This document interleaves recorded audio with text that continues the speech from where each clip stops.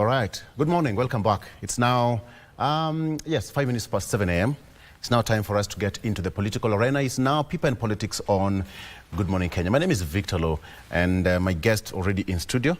Today, we want to talk about state of the nation and what is really happening in the country, the political undertones, and of course, what is affecting all of us. We are here, and we need to understand how things are. I have got Hampton Njeru, who is a political analyst.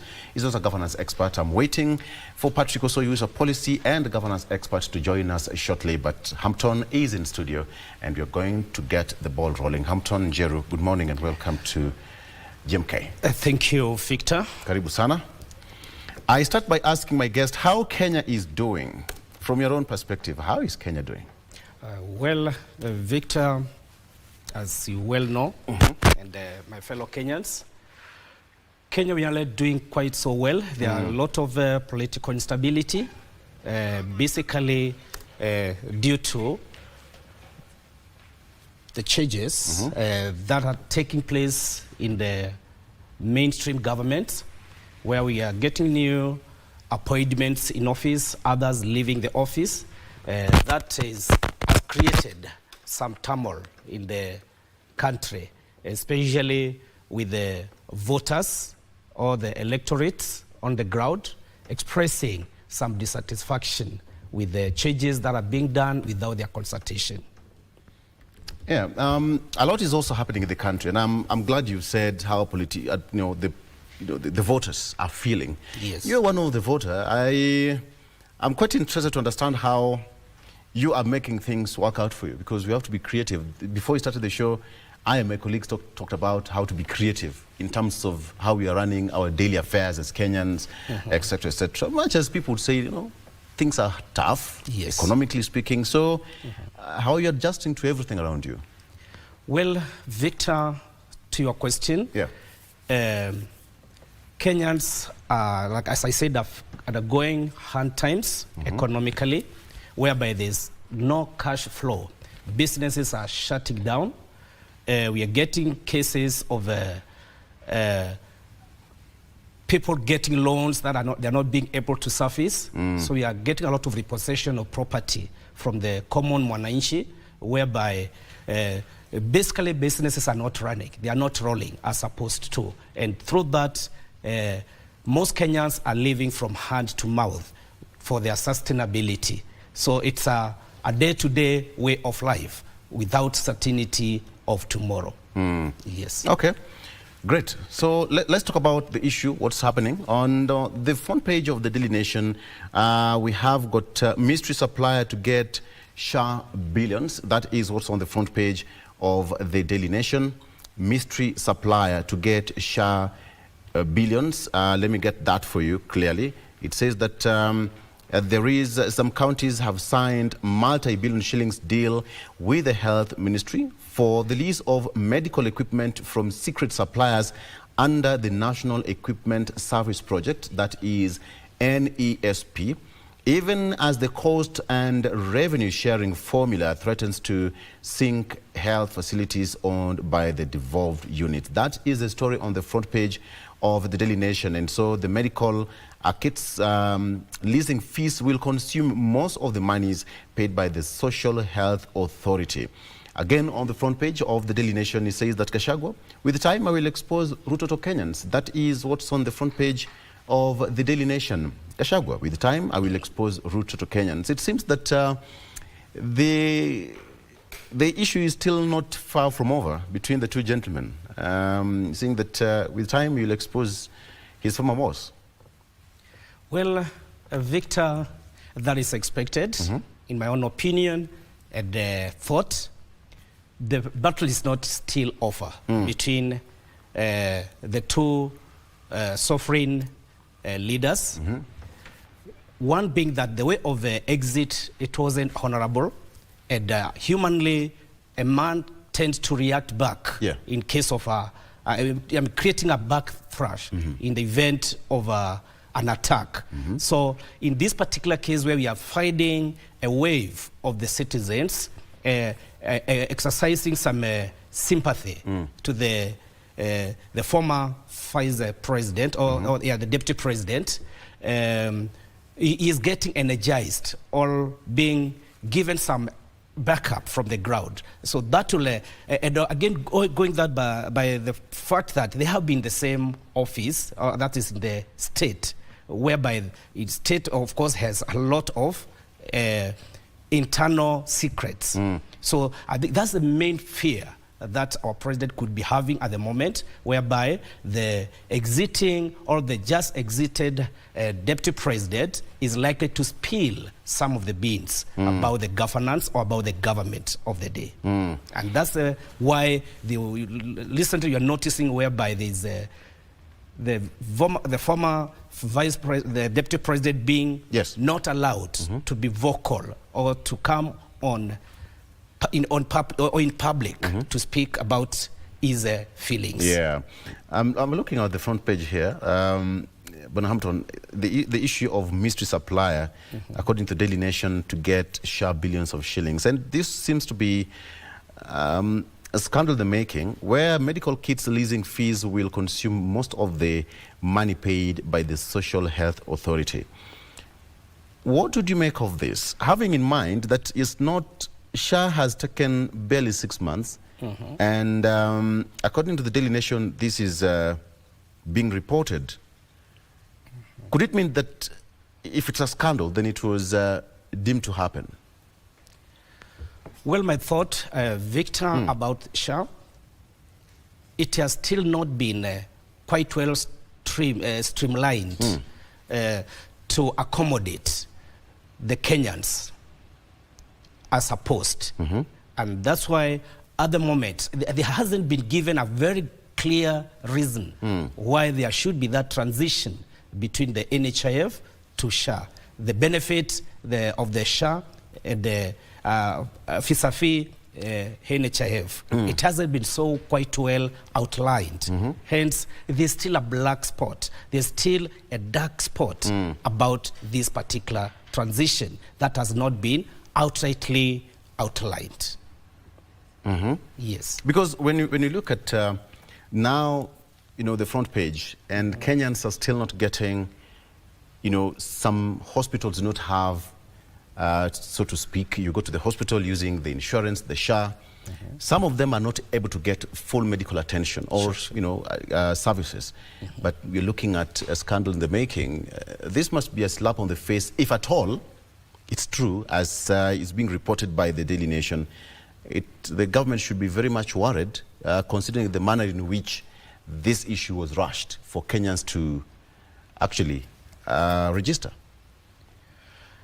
True to it, Victor, there has been a complaint from the citizens, the patients who are attending hospitals or the medical facilities who are on getting there, they are not being able to be assistant or get the full medical support as it were.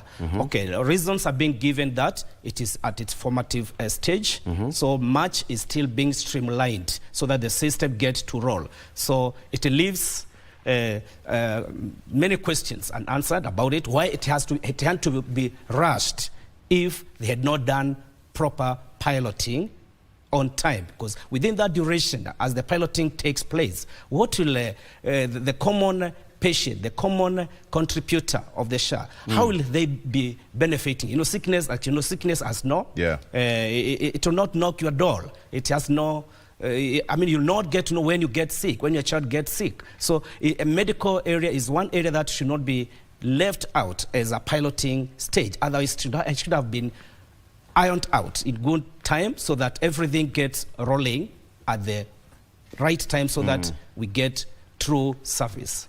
Yes. All right. I'll get to the front page of other local dailies, but let's start moving.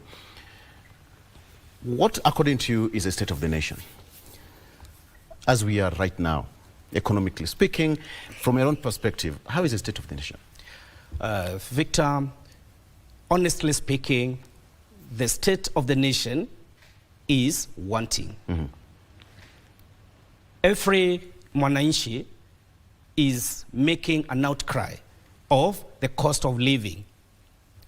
Those in employment, the payslip, there's an outcry of a lot of deductions being done.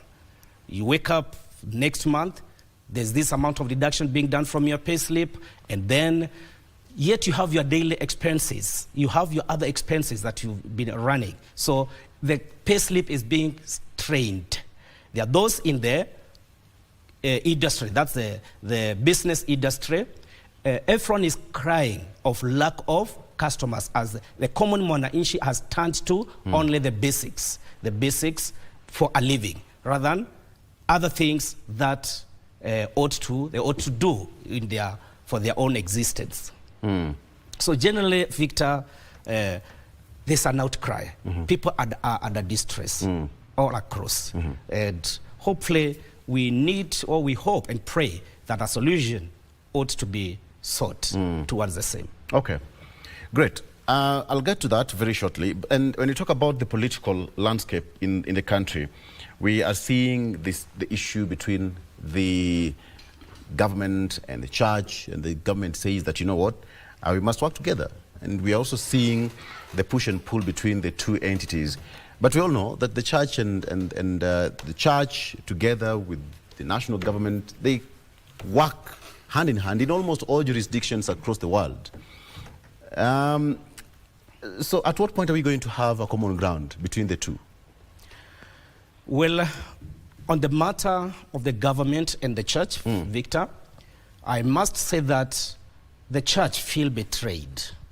The church played a major role to ensure that the government of the day took up the office.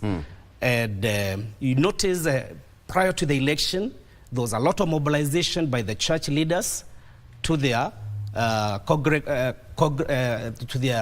worshippers. There was a lot of mobilization that this is the government that we need to start with.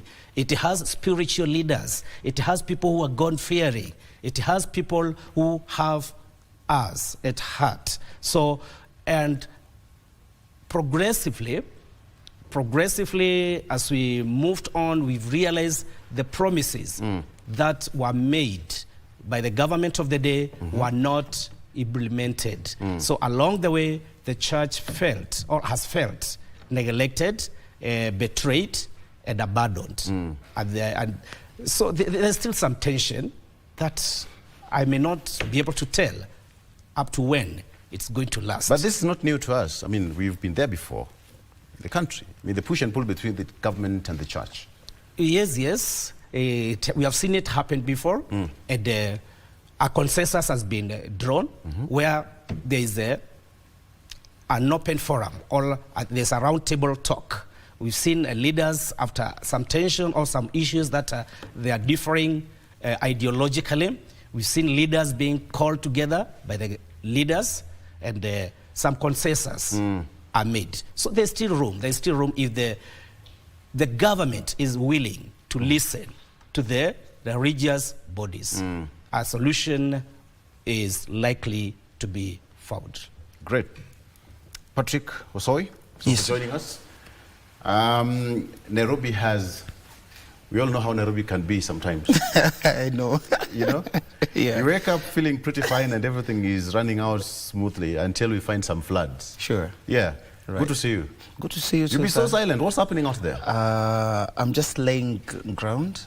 You know, laying foundation, you need both good stones and bad stones, so that now you have a solid foundation. Okay. Because we have a lot that we are planning, and we really need to recollect and have this country being run the best way it needs to be run.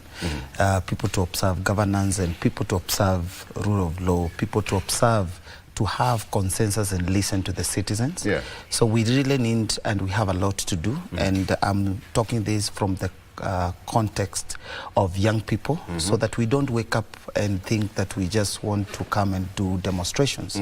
No, we just need to have a lot of information, and I want to appreciate also and people like Okeo Mtata, senator, who in this case I visited and seeing that he is dispensing information to the Kenyan and young people, and information is power.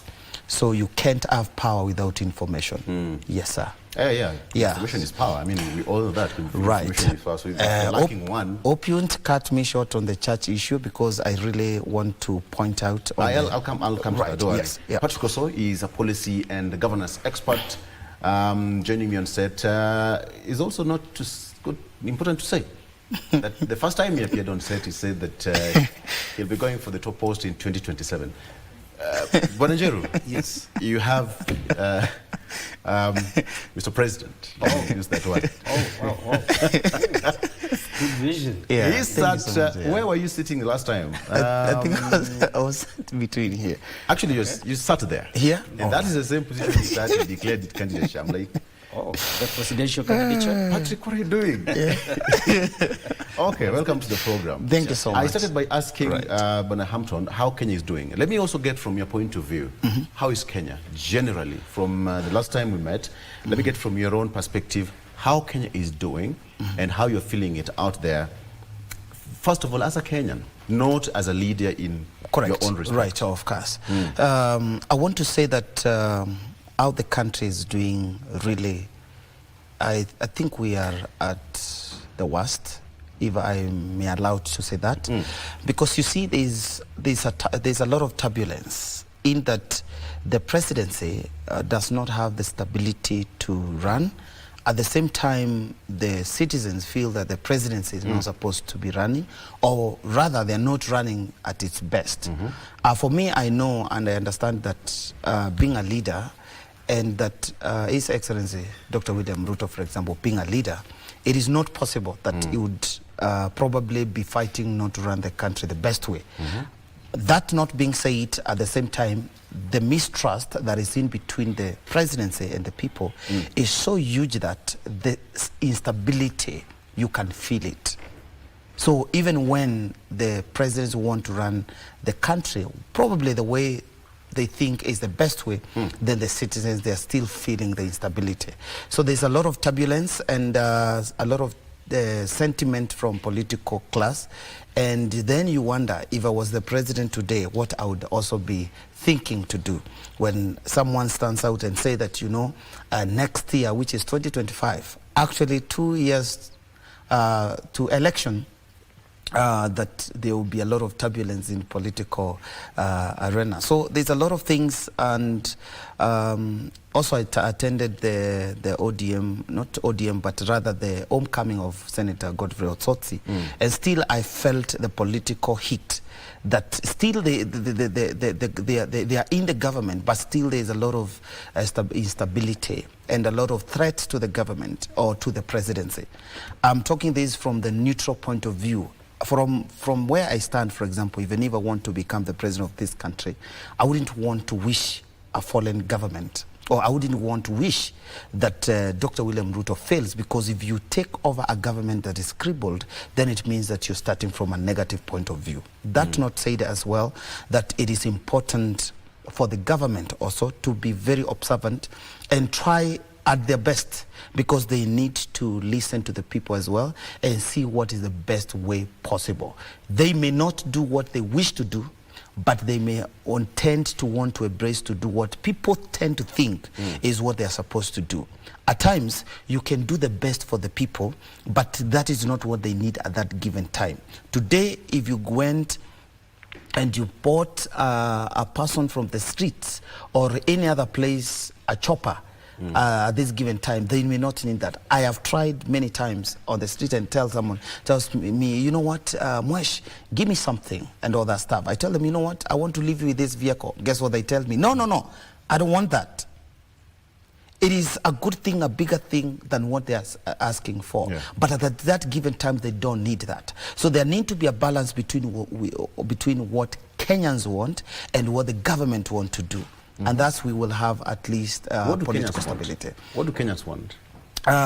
Kenyans have been making a lot of noise, and let's say the noise might be genuine, and I'm talking from the point of being an expert in matters of governance and policy. At times you need to have a consensus. At times you need to listen. At times you have to do even in our homes, in this extent I'm saying from the point of our wives. If you have a wife, at times you may tend to do or want to do things in the way you want to do them. But because of accommodating the thoughts or accommodating that your spouse or your partner, you need to tone down and bring them to understanding if you want to take the route you want to take. Okay. So there is a need, and a very big need, for the government to tone down and listen and see whether they can be able to listen to Kenyans. If they're saying SHA, SHE and other provisions by the government is not the best for the government, then what they tend to do is, what is the best way? Can people have a provision? I want to submit that they used several good monies, I think 106 billion something to institute the new system, for example. Then what would have been the amount that was supposed to be used, for example, to improve the system that was there for NHIF? You see, such kind of instability and government tending to, you know, to bring out things where they think is the best way, but for the Kenyans they feel they don't really need such. All right. Yes. Okay. Yeah. I've given you time so that you can also... Right. It seems that the issue of SHA is bringing a lot of... Actually, even on the front page of the Daily Nation, you're also saying that an identified or a secret supplier to get billions of shillings from that SHA. And I asked Njeru the same question, Hampton, why he thinks that that is deemed to happen, or was it by design that 6 months or so into the new system of SHA, and now we have such a headline on the front page of the Daily Nation where a secret supplier is, you know, about to get billions of shillings in supplying medical kits, etc., etc. That must be worrying Kenyans at a time when we don't have enough. And most Kenyans going to these hospitals and they're not getting enough services or proper services as supposed to be. And it's now somebody asked, at least creating some sense of doubt why in the first place it had to be rolled out anyway. Right. When this is now happening. Okay. When you hear him, Hampton, when you hear the way he says, I asked him, Yes. what do Kenyans feel? And he's given his submission, and he's given a number of examples. But according to you, what do you think is the pulse of the country? What's the heartbeat? You know, how Kenyans is the heartbeat of the nation, where we are today. Both of you have said that things are not okay. But Yes. To someone, something's okay. I mean, people are doing fine. I mean, it's all not that doom and gloom. Well, Victor, the truth of the matter is that generally over 90% of the Kenyans are feeling the pain of the economic bite. In this realize that not only, even those, as I said, even though the civil servants themselves, only that they are gagged in the sense that they cannot speak out, either maybe because of the position they are holding in their different portfolios. But when we interact with these people on the ground, they'll just tell you point blank, we are not heading towards the right direction. Generally, the economy is not really flowing the very best way.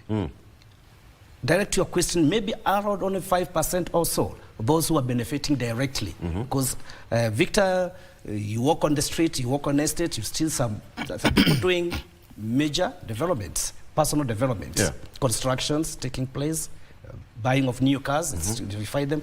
But it's to the pockets of just a few, not the very many mwananchi. The commoners are feeling the heavy weight of the same. All right, let's take a break. And we come back. I also wanted to continue the discussion and much more coming up after this break. Stay with us.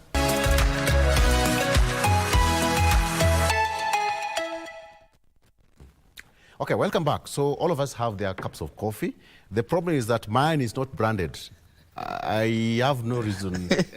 I don't know why mine is not branded. But it's akin to having that one cup in a home. So this is mine. Okay, let's enjoy our coffee as we do the show. Thank you so much. So gentlemen, we were talking about the issue about State of the Nation, I asked a question about the state. The president of no animosity. We are here again, Patrick, and we've seen how the church and the government had their own fair share. Even at some point they had a consensus. Correct. At some point they have the push and pull. So what will bring sanity between the two entities from your own perspective? Because it seems today is cold here, the following morning is cold. It keeps on going like a So what I want to submit, and that's why I was very, I really had to hesitate that some submission. The church needs to understand its possession. And the church possession is truth. And not just truth, but also to observe the history of how the religious or biblical things are conducted. It is the obligation of the church to actually appoint the leadership to the people. It is also the obligation of the church to also disappoint, let me say to reproach, or rather to redirect the people if there be any misconduct of a leader in society. That is the work of the church. I have gone to churches, and at some point you realize they were saying, you know what, in churches we don't want politics. Those are foolish leaders of the church. The church leaders need to be very firm, spiritually guided on directing the people. I want to give an example, and that is why... Why did you say they are those leaders? Why? Yeah, this is the reason. One, go from the context of the biblical teachings, especially between the King Saul and the King David. What happened?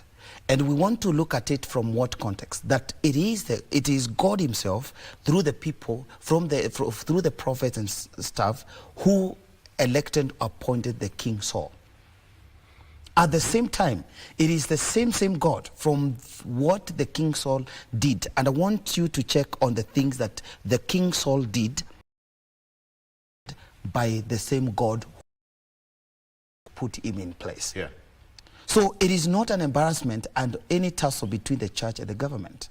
The church has the full mandate to stand firm if there be any disobedience of any leader, to say that your timeline has elapsed and this is where the people need to stand. I want to say that it was very clear that King Saul was rejected because of various reasons. One of the reasons was impatience. Another reason they're saying Saul's foolish oath, and then the other one was Saul's failure to follow God's instructions.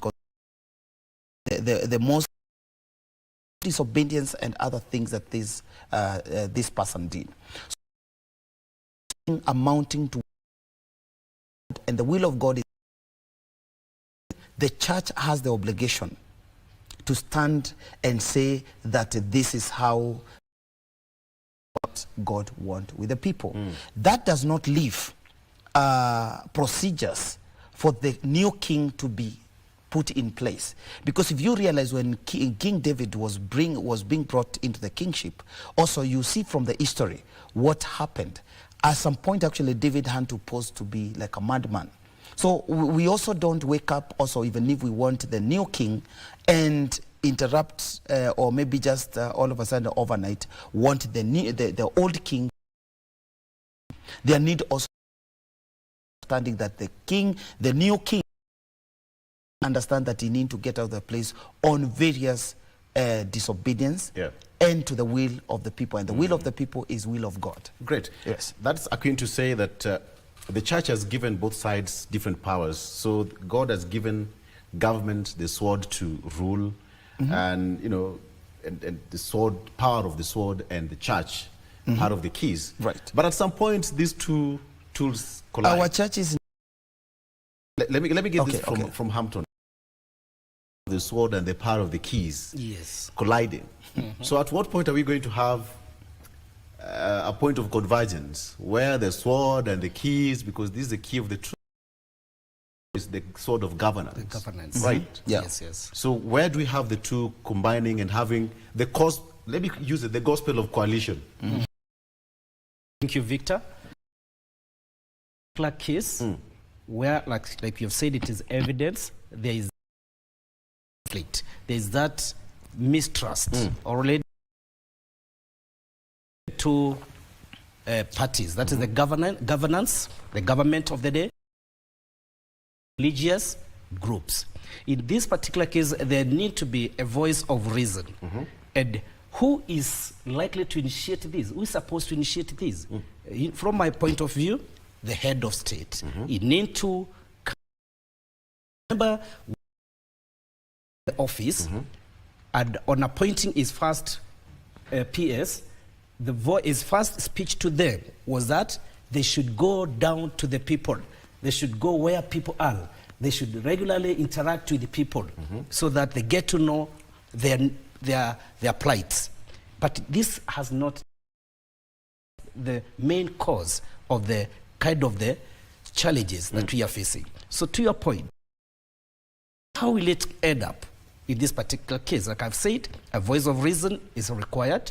They have to listen to the religious leaders.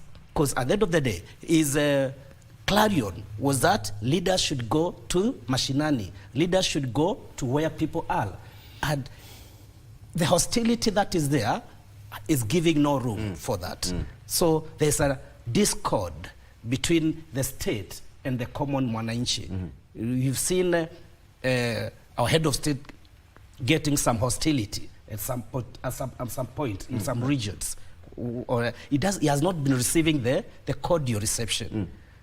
Other places it could be, he could be receiving it, but it's not deep from the people themselves. It is coerced or compelled. So there's a lot of discord between the two. So my call is for the head of the state to listen to the leaders, the political leaders, and also the voters.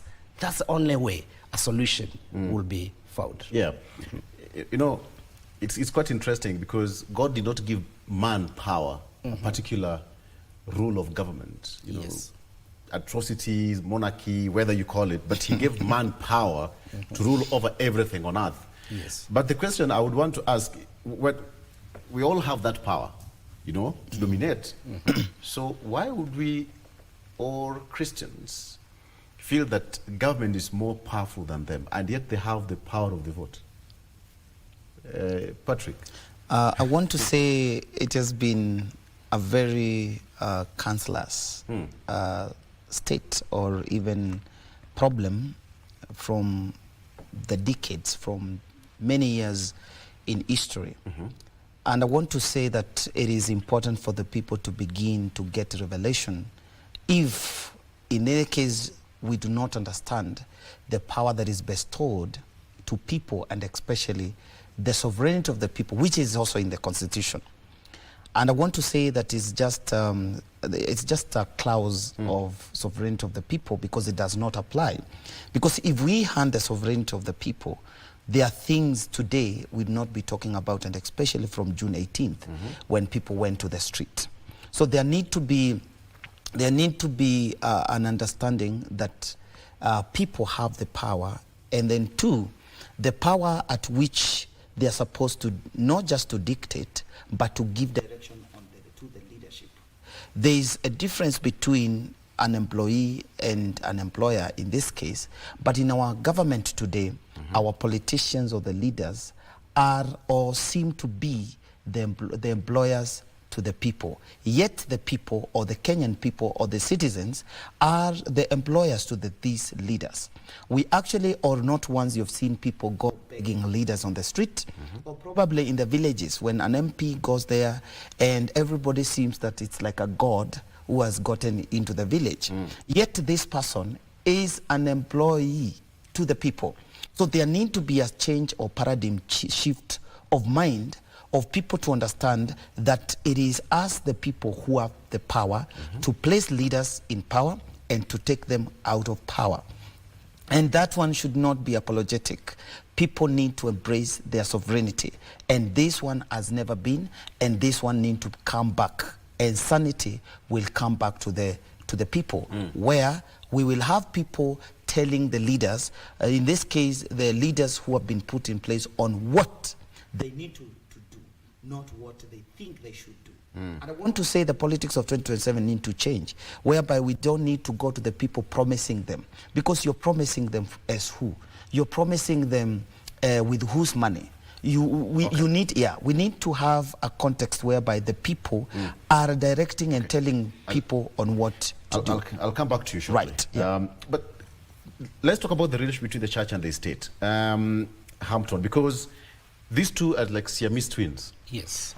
It seems so easy for the state to go to church, but it is not easy for the church to go to the state. Yes. All right? And when it comes to, does it mean that the voter or the church itself does not have that direct link with the government?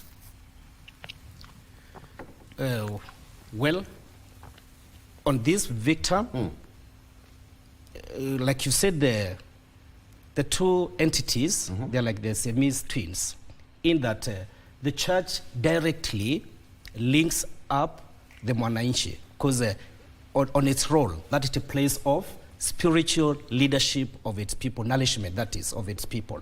So we're seeing people gathering almost every week, periodically in churches, whereby they are able to be nourished spiritually, and also their needs, or there's counseling done to them. So we have now the church, which is resembling or taking the role of a common mwananchi, because they are in a direct link at a free mode, without coercion. There's a very good relation between the church and the common mwananchi. And then now here we have the state, which is mandated to govern the state with its structures. In this particular case, the government may not be able to serve its people if they don't have a direct link to the people. The government has an autocratic power of forcing things. They can do that because they have the sword. They can forcibly bring up policies that are not palatable to the common mwananchi. And what will the common mwananchi do? You'll just swallow the bitter pill, but deep in the mwananchi, there's discontentment. There's a feeling of this is not the right way, but you are not being heard. So hence, in most cases, that is what is happening at now.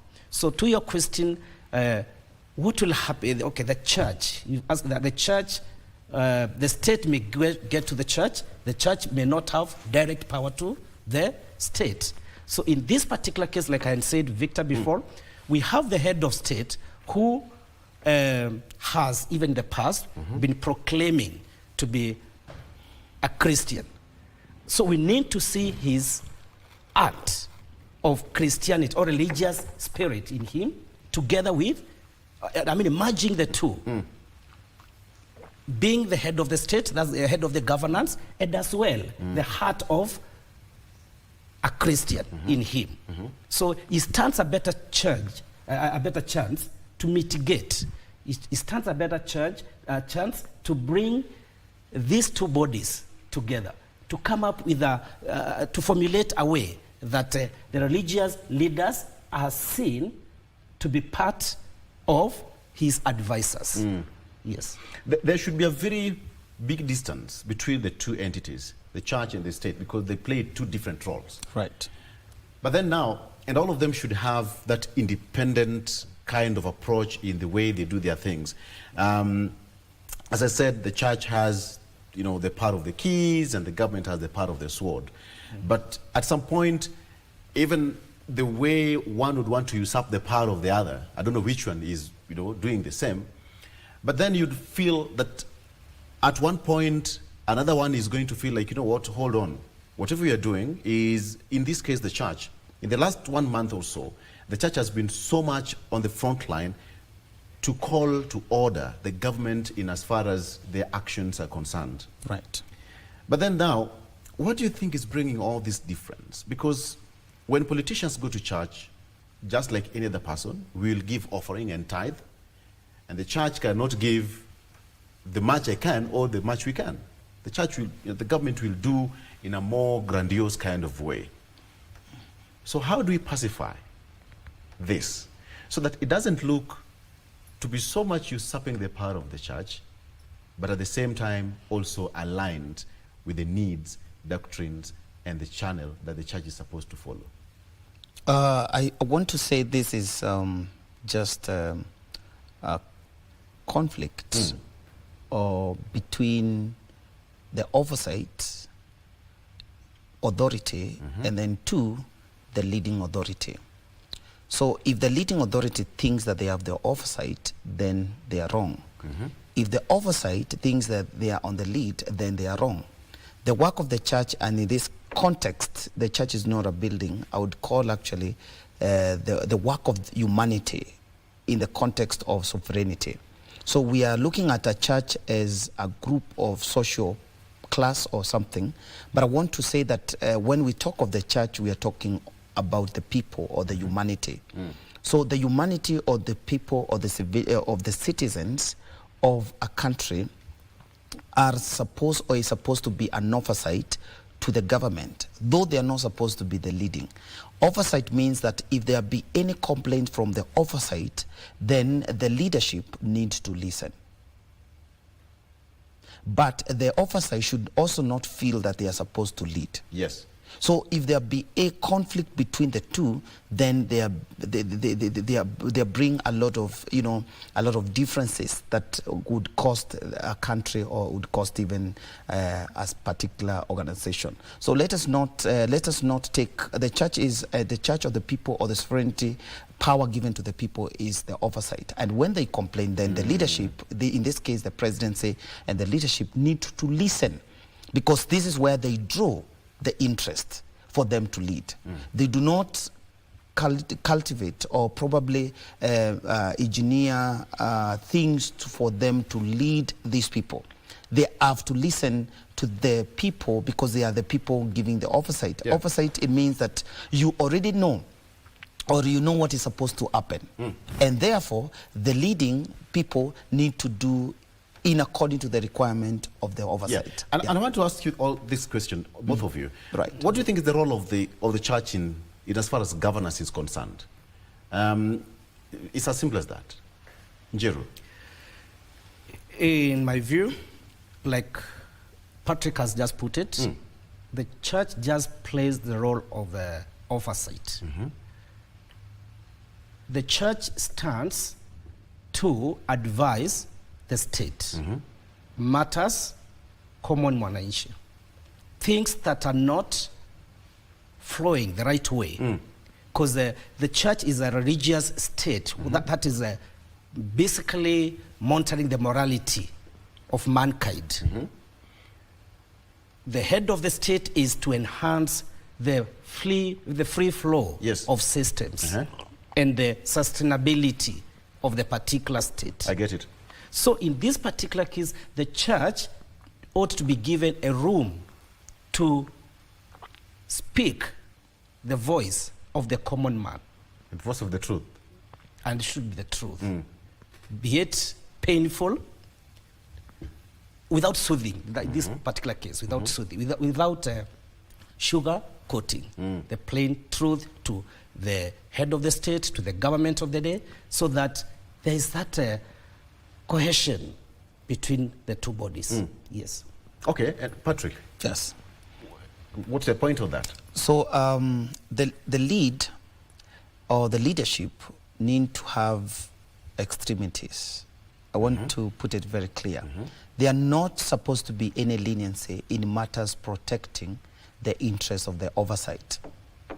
So that being said, that the kingship, or in this case the presidency, they have the mandate to run the things they're supposed to run for the interest of the people, even meaning protecting these people with the sword. But when these people who are supposed to be protected by the leadership of the presidency speaks, then the leadership are obligated to listen to the people. And I want to say that the reason as to why people like King David were able to thrive in leadership, they were not good people. They did a lot of things that people would not even want to accept. Yeah. But when they realized that that has happened, they would always go back and trace back to the interest of what is the core business. So there's a need, and it is not a weakness for a leader to submit and even to humble themselves to be guided by the oversight that, hey, this is not what we want. This is what is needed. When we talk of corruption and church bringing morals into the society, then it means that there is a need for the leadership to pursue that, not to pursue other interests. And as my friend has said here, that it is important for the people to embrace and to understand. It is the church or the church that structures the morals to the society. 2, it is actually the church, and I want the leaders of the church to listen to this and to know that it is not the obligation of the church to receive from the outsiders. It is the obligation of the church to govern whatever circle they have, to be able to provide to the outsiders. We should not, or church should not expect to be supported. Where do they get to supply? They have to receive from This is what is supposed from outsiders this is what's supposed to happen. Yeah. When there be a social gathering, people are supposed to incubate themselves and begin to make socio-economic engagement that empowers people within people. So that an outsider like me coming from your church does not come to manipulate you because you already are in the position of gearing your things out. So when people meet in a particular social gathering, it is the obligation also of the church leaders to make sure that socio-economic engagement are geared in the church so that the church does not become weak. Let me tell you this for the record, that the church itself has been called to actually lead to the nations. And I want to submit to this morning that you cannot be a lender if you're not an investor. So let us not also have church that is geared to instability because of the monies coming from outside or people coming to donate and give monies to the church. The church also has the moral stand to say that, or to reject whatever is brought from outside if they do not have clarity of what is supposed to happen. I get you. But Njeru, then it means that one person is pulling, wanasema mpiga ngoma, Uvuta kwake. Exactly. Yes. So the church is biblically, every person to the government picked and elected and chosen by the people. All right? It's biblical. So they have distinct roles. But at church will say, gentlemen, you have a mandate, but I also have a mandate. You are you're crossing the red line. Right. And I think that's why the church came out and said, no, this is not going to happen. If we have to walk the light, we have to walk in the light. And we have to put government in check. Okay. A question that I would want to ask. It all started even in the Bible. It's all there. You given examples, King David, King Saul, and all that. So what about church and politics? Well, it's a bit tough question. What about church and politics then? But basically, let's call a spade a spade. Go ahead. Like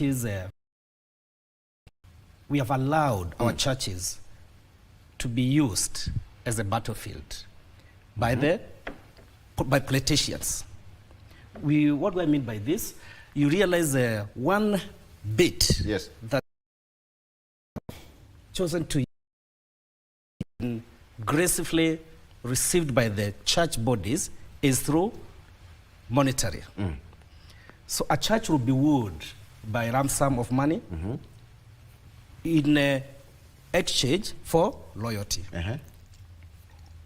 That is happening. So you realize church is now being manipulated by the political class, so that in return they get finance. So that's where the rain started beating. So that's where now when it comes to the election, it will not be a voice of reason that will be dominating. Right. It is a wave. We've chosen to walk this way.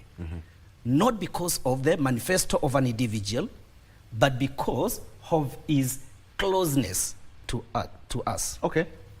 Interesting way to look at it. Can we take a break on that? Amen?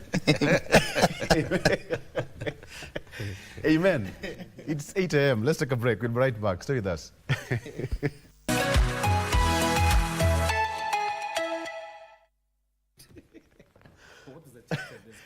It's quite interesting. I mean, so I have, I've given them names today. Reverend Patrick and Pastor Njeru, quote unquote. All right, they did go to any theological school. I have to clarify that. Disclaimer. Let's talk about this because it's not the first time that we are having this discussion, gentlemen. It's not, actually it's here. And for a very long time, we will have this discussion, the push and pull between the church and the government. But let's come back. I want to ask you a question. So we have these two entities fighting, but there is one person who is remaining in the middle, Wanjiku. What does Wanjiku have to do with this? Patrick? I would say that when the church speaks, we should expect that it's the voice of the people. And that is why I said the oversight, which is the church and the people, when they speak, the leadership should come to attention. Because it is the interest of the people or the church that is making these leaders to be where they are. So the Mwananchi is Wanjiku, and that is why I want to call for genuineness, and especially when the religious leaders speak in this country. They need to be very genuine, and they need not to be manipulated by the political wave, because they are not political leaders.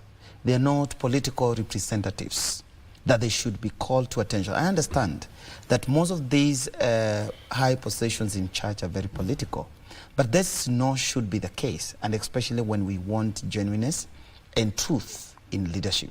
So let the religious leaders speak, not just from them being manipulated or being friends too, but speak from the point of what Mwananchi is in need of, and also from the point of moral statutes or moral stance to the people. If there be corruption, that's a moral thing. If there be anything to do with killings, that's something that the church should be loud about. If there be any mishandling of the people, it is very important for the leaders, and especially the religious leaders, to be on the lookout and to stand out and speak what is supposed to be there. Yes. Okay. Yeah. So let me get to your point on that. Where does Wanjiku now remain? Because you have these two entities, and Wanjiku is left in the middle, waiting and looking at how the church is calling out on the government, and the government is saying, oh, wait a minute. So what do you think is running through the mind of the voter, who every Saturday or every Sunday or any given day will sit and listen to the politicians or the church leaders? True. The Wanjiku, in this case, stands to be at the receiving end. And in this particular case, we want to, you know, see, the Wanjiku doesn't have a direct link to the government of the day. We go to the church itself. It's the one only gathering where we always have a monologue. In church, you don't question when the pastor is preaching. So, to resolve this particular case, so Wanjiku, if it's not well represented by the church... What if you are having a dissenting opinion in church? What do you do with that? It is... So that's the gospel truth. It's a gospel truth. The pastor said, and that is the gospel. Yes, that's it. And when he finishes preaching, you go home. Oh my goodness.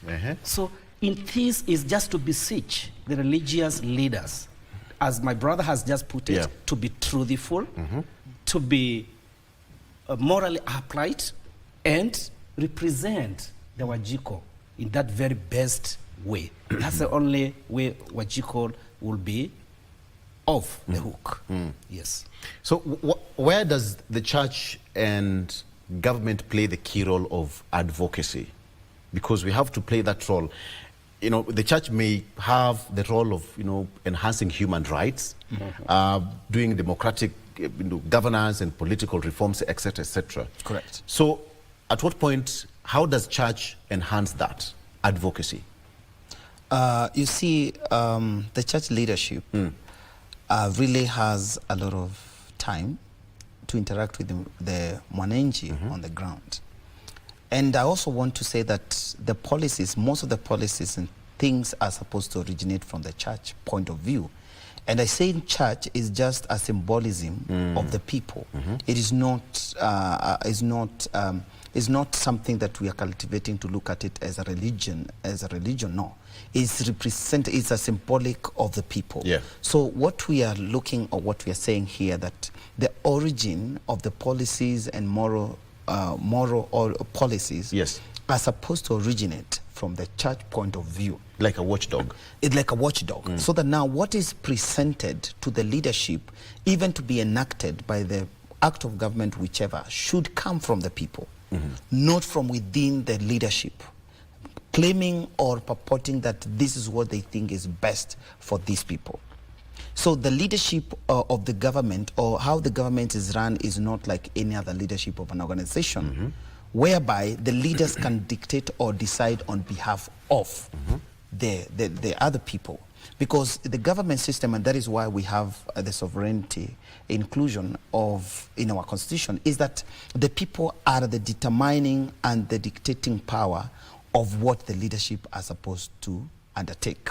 So all the policies, church has a very big role, actually. I would even call that every other Sunday, every church should actually have a way to educate people and even to enlighten people of their rights, and especially with the government.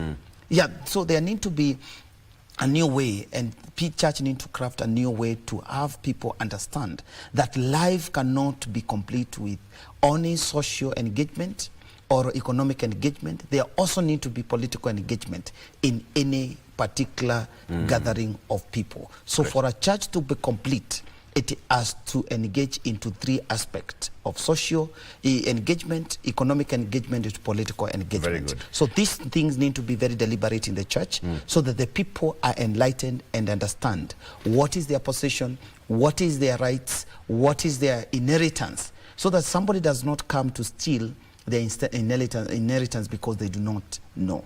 So that is what I would want to submit, and to say that it is the policies are supposed to be drawn from the church point of view or from the people point of view for the leadership to enact them. What about you, Njeru, in terms of advocacy and partnership, so that the two can work?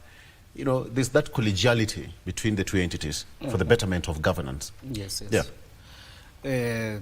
We need, in my case here, I would suggest we have kind of coalition or integration of the government and the church leaders. Let's have religious bodies which have the structures. Like recently we are seeing interdenominational gatherings and prayers.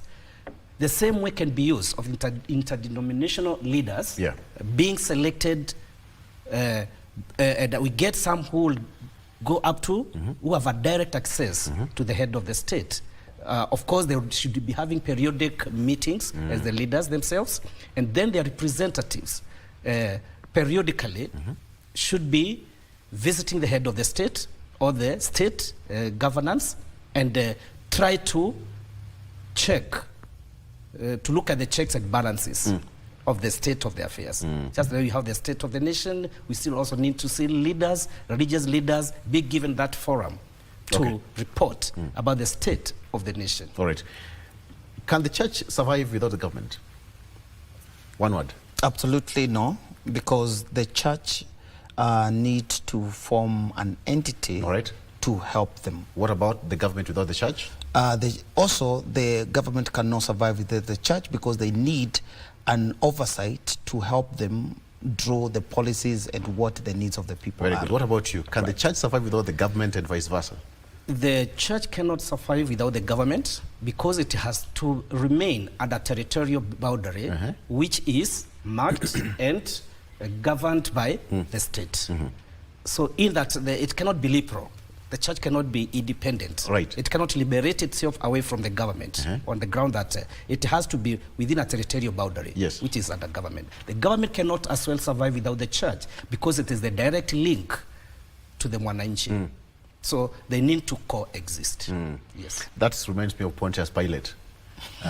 Perhaps Pontius Pilate was a government on its own when, you know, and Egypt, the Pharaoh, was a government on its own. And we all know what happened in the Bible when the Israelites were now getting, because he was so powerful. Right. And when the Israelites were getting out of there, the government of Egypt collapsed. Gentlemen, thank you so much. It's been a biblical kind of a debate today, people in politics.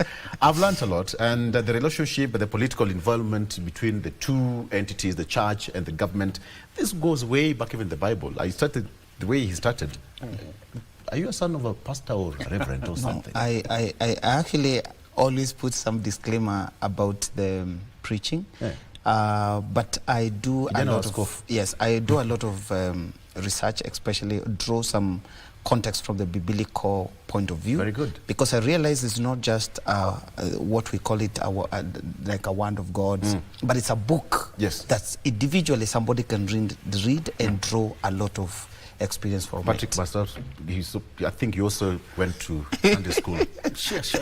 And you are the top student in Sunday school. On a lighter note, thank you so much for joining us. That is Hamilton Jero, political analyst, and Patrick Osoi, political and governance expert. Today we'll be talking about the story between the church and governance. My name is Victor Law. Thank you so much for watching. We are taking a break. GMK continues after this. Good morning.